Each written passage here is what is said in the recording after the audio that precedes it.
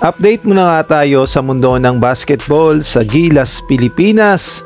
Ang Iraq pinaghahandaan na ng todo ang magiging laban nila sa Gilas, Pilipinas, samantalang itong si QMB ayon sa report ay maglalaro daw sa pagitan ng laban ng Gilas, Pilipinas at Macau Black Bears. Ngunit bago nga tayo magpatuloy, pakipindot naman ang like, subscribe at ang notification bell para updated ka sa susunod kong i-upload. Pakipollow na rin ang aking Facebook page na Pinoy Viral Sports Official. Maraming salamat.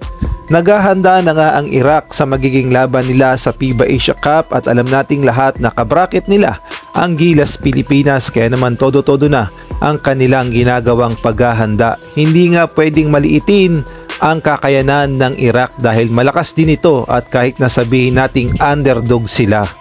At meron din silang pambato ang kanilang sentro na mala Junmar Fajardo ang galawan. Ito nga ang 7-footer na si Ihab Al-Sohairi ang kanilang star player sa Iraq. Makikita naman natin sa galawan nito na napakagaling nito at napaka-dominant pagdating sa ilalim at wala ngang makapigil sa kanya at napaka-smooth ng galaw.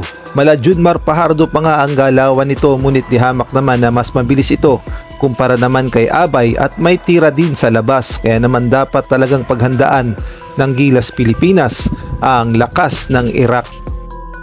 Samantalang nalalapit na rin ang laban ng Gilas, Pilipinas sa Macau Black Bears sa send-off games bago nga sila lumipad papuntang Kingdom of Saudi Arabia at makipaglaban sa FIBA Asia Cup.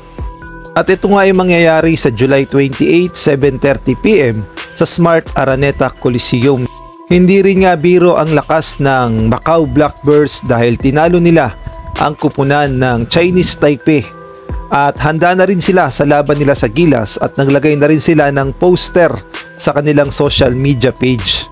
Ngunit ito nga ang matindi, breaking news, na i-involve kasi ang pangalan ni QMB, Kitin Melora Brown, sa magiging laban ng Gilas, Pilipinas at Macau Black Bears. Ngunit ang malaking tanong, saan ba siya maglalaro? Sa Gilas ba o sa Macau Black Bears?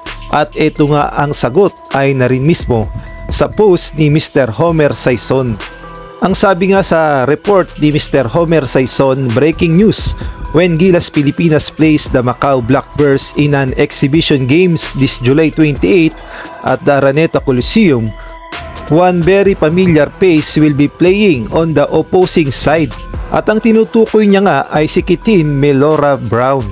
So lumalabas na maglalaro itong si QMB sa kupunan ng Macau Black Bears at kakalabanin niya nga ang Gilas, Pilipinas. Ang malaking tanong, di ba ongoing na ang process ng mga papeles ni QMB sa SBP para maging local players ng Gilas, Pilipinas? Ngunit anong nangyari kaya?